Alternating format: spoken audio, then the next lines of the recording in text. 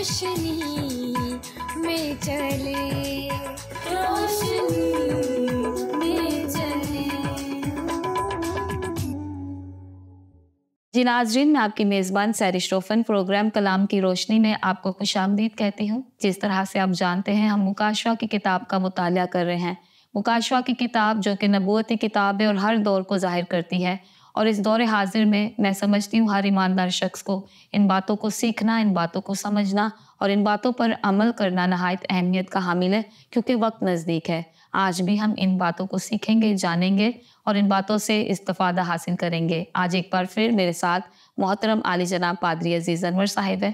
पादरी साहब, आज के इस एपिसोड में मैं आपको खुशामदीद कहती हूँ। बहुत शुक्रिया सैरिश कि आपने इस मुकाशफाती अदब के बारे सीखने और सिखाने के इस अमल का आगाज़ किया है, जिसके लिए मैं खुदाबंद अपने खुदा का बेहद शुक्रगुज़ार हूँ कि उसने हमें वक्त दिया है ताकि हम इस इंतहाई अहम किताब और सच्चाइयों के बारे सीख सकें, जिसके लिए मैं आपका, आपके अदारे का और सारे स्टाफ का बेहद शुक्रगुज़ार। जी पादरी साहब, गुज़िश्ता एपिसोड में 7वें बाब का हम मुतालिया कर रहे थे और आपने बड़ी खूबसूरती के साथ बातों की वजाहत की। आज भी इसी गुफ्तगू को जारी रखते हुए इसी बाब के मुतल्लिक आपसे सवाल पूछना चाहूँगी। अब नजात दो ज़ातों में तकसीम की गई है, खुदा जो तख्त पर बैठा है और बर्रा की जानिब से, लेकिन बर्रा वहाँ पर नहीं, तो कैसे नजात दे सकते हैं? यानी खुदा के होते हुए बर्रा से नजात कैसे मुमकिन है? इसके मुतल्लिक बताइएगा। बहुत शुक्रिया, आपने ये सवाल किया है। बुनियादी तौर पर ये सवाल आपका नहीं है या आज के दौर का नहीं है जी। ये सवाल तो जब खुदावंद यीशु आसमान पर उठा लिए गए तो उनके सऊद के बिल्कुल फ़ौरन बाद जो गनास्टिकिज़म के हामी थे जी। या गनास्टिकिज़म इस दुनिया में जब माज़ वजूद में आया, तो ये सवाल उनका शुरू से था जी। क्योंकि वो ये समझते थे कि खुदा इंसान नहीं बन सकता और इंसान खुदा नहीं बन सकता। और उसकी तस्दीक के लिए वो अफलातून की फ़िलासफ़ी को पेश करते थे। सही। क्योंकि अफलातून की फ़िलासफ़ी में ये बात बड़ी शद्दोमत से कही जाती है कि खुदा जो है वो कभी डिक्लाइन नहीं कर सकता, ये नीचे नहीं आ सकता। सही। वो खुदा है और खुदा ही रहता है। इंसान जो है वो अगर अपनी तपस्या करे, इबादत करे, भक्ति करे या उन बातों पर अमल करे जो दी गई हैं जी, उनके बायस वो आसमान के खुदा तक मुमकिन है कि कभी या किसी वक्त रसाई हासिल कर सके। सही। लेकिन जब हम इस 7वें बाब का मुताला करते हैं तो इसमें जो बुनियादी बात है वो ये है कि बरा है और वो सारा माहौल जो जिसको वहाँ पर मंजरनामे के तौर पर मुक़द्दस यूहन्ना रसूल को दिखाया गया है जी। अगर आप गौर से उसका मुताला करें उस पूरे बाब का, तो वहाँ जिस भीड़ का जिक्र है जी, उस भीड़ के चंद ऐसी सिफ़ात हैं, अगर आप उन सिफ़ात से वाकिफ़ हो जाएं तो आपके सवाल का जवाब मिलना इंतहाई आसान है। जी। क्योंकि लिखा है कि एक बहुत बड़ी भीड़ है, बर्रा दरमियान में है, 4 जानदार हैं जी, बुज़ुर्ग हैं और इस तरह से फरिश्ते हैं और फिर लातादाद फरिश्ते हैं। इस तरह से तो जो भीड़ है उसकी अब ये दूसरी शक्ल है, क्योंकि पहले उन्होंने जो बताई है वो 1,44,000 की जो तादाद बताई है उसका इस भीड़ के साथ कोई ताल्लुक नहीं है।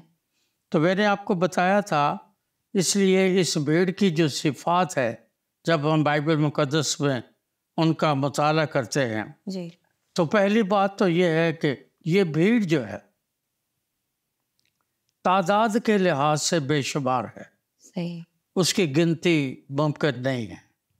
दूसरी बात यह है कि उसकी गिनती इसलिए मुमकिन नहीं है कि इस भीड़ में दुनिया की सब कौमें, कबीले, उम्मतें और अहले ज़ुबान शामिल हैं। ठीक। और ये जो भीड़ है वो खुदा वहाँ उस आयत के मुताबिक जो आपने सवाल किया है उसके मुताबिक खुदा और बर्रा के तख्त के सामने है। जो चौथी बात उनकी सिफ्त में या एट्रीब्यूट्स में आती है वो ये है कि वो सारी की सारी भीड़, एक भी ऐसा नहीं, सारी की सारी भीड़ के बारे लिखा है कि वो सफ़ेद जामे पहने हुए हैं। पांचवी बात जो है वो ये है कि उनके हाथों में खजूर की डालियां हैं। और छठी बात यह है कि वो बुलंद आवाज़ से खुदा की तारीफ कर रहे हैं। फिर जो बड़ी अहम बात है, सातवीं बात, वो ये है कि वो एक बड़ी मुसीबत के ज़माने से गुजर कर आए हैं और अब वो बर्रा के सामने खड़े हैं। सही। और आठवीं बात जो उनके लिए है वो ये है कि उन्होंने अपने जामे बर्रा के खून से, सफ़ेद जामे हैं लेकिन बर्रा के खून से धुले हैं। और सफ़ेद कपड़ा अगर खून में डाल दिया जाएगा तो वो या तो सफ़ेद नहीं रह सकता, और अगर वो सफ़ेद हैं और बर्रा के खून से धुले हैं तो इसका मतलब ये है कि ये इस भीड़ की एक एक्स्ट्रा ऑर्डिनरी क्वालिटी है या सिफ्त है जो बाद में मैं आपको बताऊंगा। सही। नौवीं बात उस भीड़ के बारे में ये है कि वो उसके मक़दस में, वो मक़दस जो उनको आसमान पर, जो लेट्स से कि तीसरे आसमान पर जहाँ खुदा का तख्त है, वहाँ उस मक़दस में वो दिन और रात उसकी इबादत करते हैं। बहुत दफ़ा लोग परस्तश की बात करते हैं जी, लेकिन वो इबादत कर रहे हैं, क्योंकि परस्तश जो है वो इबादत का हिस्सा तो हो सकता है पर इबादत जो है वो मुकम्मल तौर पर एक अलग चीज़ है। सही। तो इसलिए वो उसकी इबादत कर रहे हैं। फिर उनके बारे जब हम इस पूरे बाब का नेक्स्ट अगली जो आयात है उनका मुताला करते हैं तो लिखा है कि इसके बाद कब, जब वो आसमान पर बर्रा के तख्त के सामने अपने सफ़ेद जामे पहनकर और उसकी इबादत कर रहे हैं, लिखा है कि चूँकि वो मुसीबत से गुज़र कर आए हैं इसलिए वो उनकी मुसीबत जो है उसमें भूख और प्यास और धूप, ये सारी चीज़ें, कत्ल व गारत, खून, शहादत, ये सारी चीज़ें शामिल हैं और वो उससे गुज़र कर आए। क्योंकि वो उससे गुज़र कर आए हैं और उस टर्माइल को उन्होंने देखा है, लेकिन उस मुसीबत की आग से निकलकर अब जब वो खुदावंद के सामने हैं तो ये उनके लिए एक बहुत बड़ी बरकत की बात है कि अब उन्हें ना भूख लगेगी जी, ना प्यास सताएगी। एक इंतहाई अहम और बात जो उस भीड़ के लिए है कि अब खुदा उनके दरमियान रहेगा। अब यहाँ जब हम इस आयत में पढ़ते हैं जो सवाल आपने किया है उस सवाल में खुदा और बर्रा जो है वो दरमियान में है। अब खुदा उनके दरमियान रहेगा जी। और फिर 12वीं बात जो उनके बारे में लिखी है वो ये है कि उन्हें ना धूप ना गर्मी सताएगी। 13वीं बात जो वहाँ पर लिखी है वो ये है कि जो बर्रा तख्त के बीच में है वो उनकी गलाबानी करेगा और उन्हें आब हयात के चश्मों के पास ले जाएगा। फिर 14वीं आयत में लिखा है खुदा उनकी आंखों के सब आंसू पहुँच देगा। 15वीं आयत में लिखा, जो जब हम उसको पढ़ते हैं इस भीड़ के ताल्लुक से, तो मैंने पहले भी आपको अर्ज़ किया था कि इस भीड़ को जो लोग समझते हैं कि ये कलीसिया है वो गलती पर है। क्योंकि गलती इसलिए है कि मैंने आपको बताया था कि तीसरे बाब के आखिर में जब चौथे बाब का आगाज़ होता है मुकाशवा का, तो कलीसिया ज़मीन पर नहीं है, कलीसिया आसमान पर उठा ली गई है। और अब आसमान में जो तकरीब है मैं उसका कई बार पहले भी जिक्र कर चुका हूँ, अब वो तकरीब वहाँ है जी। ये भीड़ वो भीड़ है जब मुसीबत का दौर या मुखालिफ मसीह का दौर जब शुरू होता है और फिर दुनिया में कत्ल गारत और इस किस्म की सारी बातें शुरू होती हैं, तो उस दौर में भी मैंने गुज़श्ता किस्से में आपको बताया था कि उस दौर में चूँकि कलीसिया तो ज़मीन पर नहीं है, यानी मसीही नहीं है। सही। अब होगा क्या कि वो जो दुनिया के कोने कोने से यहूदी इकट्ठे हुए हैं या हो रहे हैं, अगर अभी भी आपने उस जंग के बारे में जो हो रही थी, उस जंग में ये है कि वहाँ पर मसीही चर्चेस में उन्होंने उन लोगों को पनाह दी हुई है और वहाँ बहुत सारे लोग जो है जो यहूदी हैं, वो यहूदी हैं बाय बर्थ, लेकिन वो इबादत कर रहे हैं उस चर्च में खुदावंद यीशु की। तो ये वो लोग हैं जो उस भीड़ का हिस्सा है जिस भीड़ ने उस मुसीबत के दौर में वो अपने ईमान पर कायम रहे हैं। और ये उस मुसीबत के दौर के अगर आप एक लफ्ज़ में कहें तो शहीदों की भीड़ है। सही। ये शहीद हैं जो उस दौर में, मुसीबत के दौर में, मुखालफे मसीह के दौर में वो जो शहीद हुए थे जी। लेकिन एक और बड़ी खूबसूरत बात यहाँ है कि उनके पास सफ़ेद जामे हैं। और सफ़ेद जामे की दूसरी खूबी ये बताई गई है, वो जो सफ़ेद जामे हैं वो बर्रा के लहू से धुले हुए हैं। इसका मतलब यह है कि ये वो मुसीबत के दौर के ईमानदार हैं जो खुशखबरी या अंजील या निजात का पैगाम सुनाने की सज़ा या पादाश के तौर पर शहीद किए गए हैं। इसलिए उनको जलाली जिस्म दिए गए हैं, क्योंकि अगर उनके पास जलाली जिस्म ना हो तो फिर वो आसमान पर मौजूद नहीं हो सकते, क्योंकि आसमान पर ये बदन जो आज इस दुनिया में है, खा वो रसूलों का है, खा वो मुक़द्दसीन का है, खा वो अंबिया का है, खा वो यीशु मसीह का है, ये बदन हवा में ट्रेवल करके आसमान पर नहीं जा सकता अनटिल एंड अनलेस ये बदन अपने उस ग्रेविटी और दीगर जो उसकी खासियतें हैं, जो कसाफतें हैं, अगर उनसे पाक और साफ नहीं हो जाता तो वो हवा में कभी ट्रेवल नहीं कर सकता।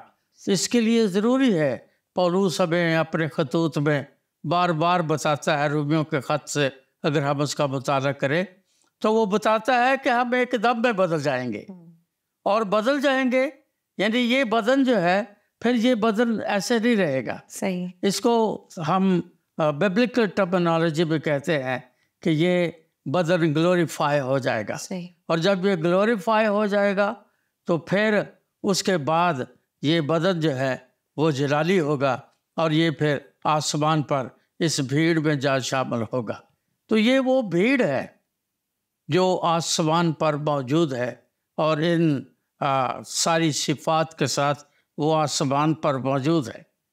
लेकिन एक और बात जो हमें आपने सवाल किया है, इस भीड़ की एक और खूबी है और वो खूबी ये है कि वो खुदा और बर्रा की जो आपने सवाल किया है कि निजात दो शख्सियतों में बट गई है ये नहीं जी, तो वो खुदा और बर्रा की तारीफ बुलंद आवाज़ से कर रहे हैं। वो बुलंद आवाज़ से खुदा की और बर्रा की तारीफ कर रहे हैं।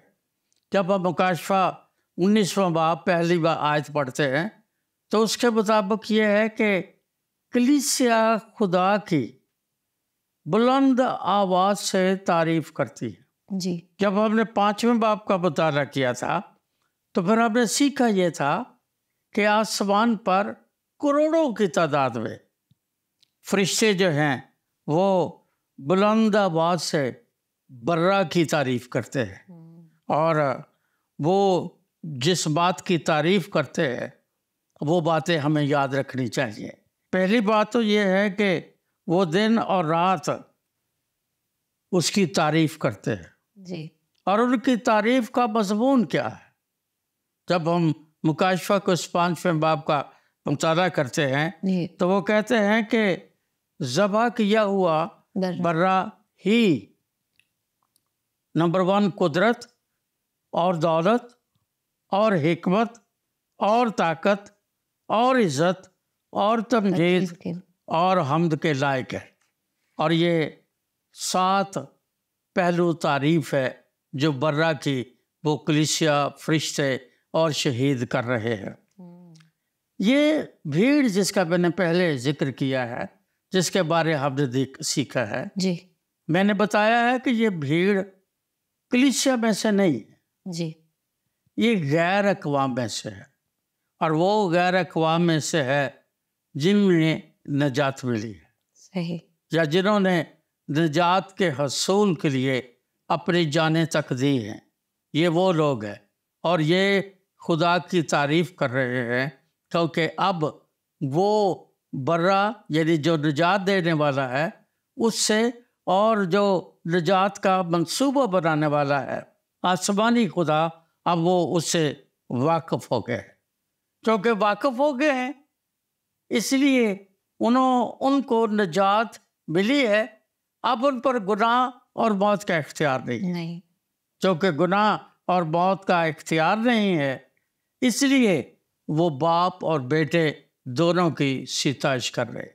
सही, क्योंकि जब हम पाक कलाम का मुताला करते हैं यूहन्ना की इंजील में जी उसके 14वें बाब में, तो साफ साफ लिखा है, उसके पहले बाब की पहली आयत अगर आप पढ़े तो वहाँ लिखा है मसीह यीशु ने कहा तुम खुदा पर ईमान रखते हो, मुझ पर भी ईमान रखो। यानी मतलब ये है कि मुझ पर ईमान रखना और खुदा पर ईमान रखना एक ही बात। फिर उसके बाद 6ठी आयत में मसीह खुदा फरमाते हैं कि राह और हक और जिंदगी मैं हूँ। और ये उस सवाल के जवाब में बताया जो तूबा ने किया कि उसने कहा मैं जाता हूँ ताकि तुम्हारे लिए जगह तैयार करो। तो तूबा ने कहा कि खुदावंद हम उस राह को नहीं जानते। तो फिर मसीह खुदावंद ने उसकी गलत फहमी को दूर किया।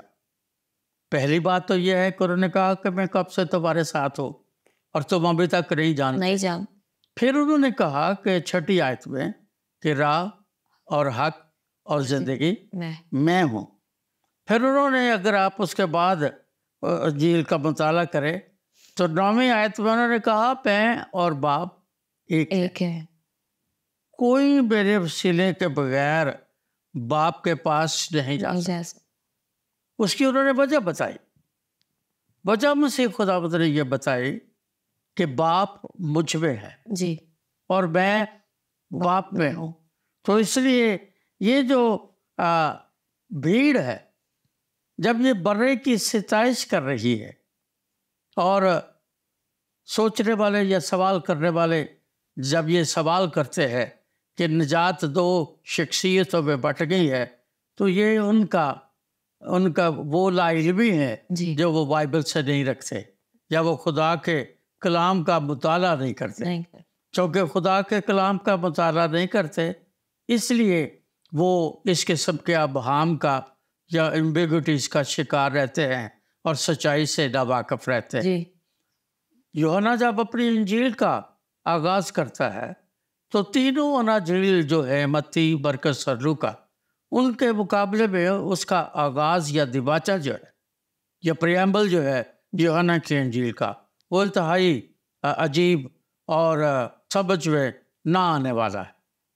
वो कहता है कि इब्तदा में कलाम था, कलाम खुदा था, कलाम खुदा के साथ था जी, कलाम ही खुदा था। 4थे आयत में कहता है सब चीजें उसके वसीले से पैदा हुई। अब जब यूहन्ना ये बात करता है तो वहाँ वो बयान करता है कि तख्लीके कायनात का जो मटीरियल है वो कलमा है जी, वो कलमा जो इब्तिदा में था जी और खुदा के साथ था, बल्कि वो खुदा ही था। और उसको उस दौर के लोग भी मानते थे जी, आज के मज़हब के दौर भी मानते हैं और अफलातून की फ़िलॉसफ़ी को मानने वाले भी मानते हैं। आज जो गैर मसीही है जी वो भी इसको मानते हैं, क्योंकि वो ये कहते हैं कि खुदा के कुन कहने से, अरबी ज़ुबान में कुन कहने से सब कुछ तख्लीक हुआ हाँ, उसमें ये इजाफा करते हैं कि जब खुदा ने आदम को शक्ल और सूरत दी या उसने अपने मुंह से कुन कहा, तो फिर आपने अक्सर देखा होगा कि कुछ गैर मसीही लोग हैं, वो अपने इन हाथों को या इन नाखूनों को ऐसे चूमते हैं और ऐसे करते हैं जी। सबब क्या है? सबब ये है कि वो ये कहते हैं कि उनके जो मज़हब के बानी या हादी हैं, वो उस वक्त खुदा के नाखूनों में जो कारीगर हाथ है, उन हाथों में मौजूद थे। और ये बात बाइबल साबित नहीं करती जी। ये बात ग्रंथ साबित नहीं करता। सिखों की किताबें या जैन मत या हिंदुओं की किताबें ये बात पेश नहीं करती। ये बात सिर्फ यूहन्ना बयान करता है। इसीलिए यूहन्ना को यहाँ पर हम मुकाशफा की किताब, इस सहीफे को, इस नबूवती किताब को जब लिखता है तो फिर हम उन भेदों की तशरीह करते हुए सुनते हैं जी। जो पहले से मौजूद है।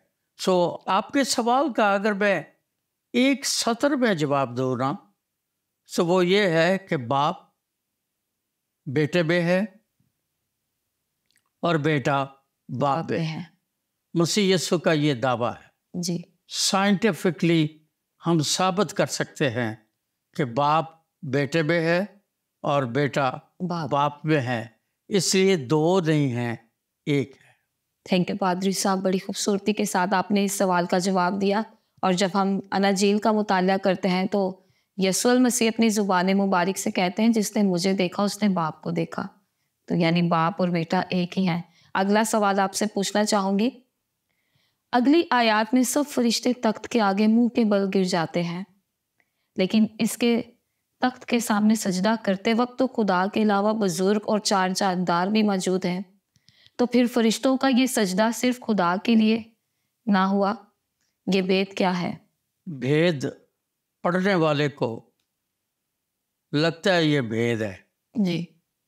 बुनियादी तौर पर ये भेद नहीं। जो लोग आसमान पे, जिस तरह से कि मुकद्दस यूहन्ना रसूल हैं या पौलुस रसूल है, जिन्होंने आसमान का मंजरनामा देखा है जी, उनके नज़दीक ये भेद नहीं है। सही। लेकिन जब तक हम इस बदन में हैं और खुदा के घर से जला वतन है, तब तक ये हमें भेद लगता है। जी। अगर आप इस आयत को गौर से पढ़े तो आपको लगेगा कि ये इसमें एक इंतहाई खूबसूरत तरतीब पाई जाती है। जी। यानी आप समझ लें कि ये उसका दरमियान है, ये मिडल है। सही। यहाँ बाप बेटा या बाप और बर्रा है। ठीक। इसके गिर्द क्या लिखा है? कौन लोग हैं? चार जानदार और चार जानदार हैं। और ये जानदार वो हैं जिन्होंने उस तख्त को उठाया हुआ है, जो तख्त जिस पर खुदा या बर्रा बैठा हुआ है। सही।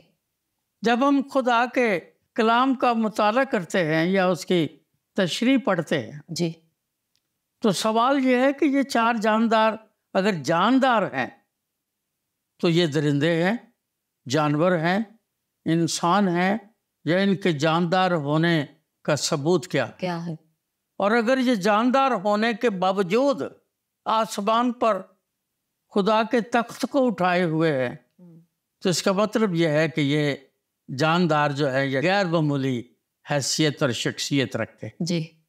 क्योंकि जानदार जो है, अब वो खुदा का तख्त कैसे उठाएंगे? जी। अगर वो उन्होंने खुदा का तख्त उठाया हुआ है तो वो कौन हो सकता है? बहुत सारे जो खुदा के कलाम के मुफस्सरीन हैं वो ये बताते हैं कि इन चारों जानदारों में जब हम चौथे बाब में पढ़ते हैं तो बताया गया है कि एक तो शेर है, जी। दूसरा बताया गया है कि ये उकाब है, तीसरा बताया गया है कि ये क्या है? बैल है। सही। और चौथा जो है वो बताया गया है कि वो उकाब है। और ये चारों जानदार जो है अगर देखा जाए तो हैवानों में किंगशिप रखते हैं। जी उकाब परिंदों में बादशाह है जी और शेर जो है जानवरों में, दरिंदों में बादशाह है। जी तो उसको बाइबल में किसी और तरीके से भी इस्तेमाल किया गया है। सही।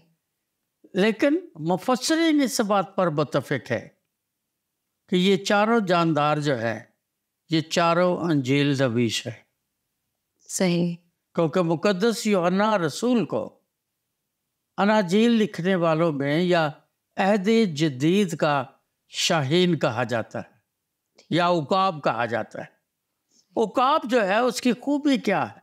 जब वो सूरज की तरफ देखता है तो बगैर आंख झपके वो कई कई घंटे देख सकता है और वो सूरज को देखते वक्त आंख नहीं झपकता, इसलिए उसे नबुवत का शाहीन कहते हैं। सही।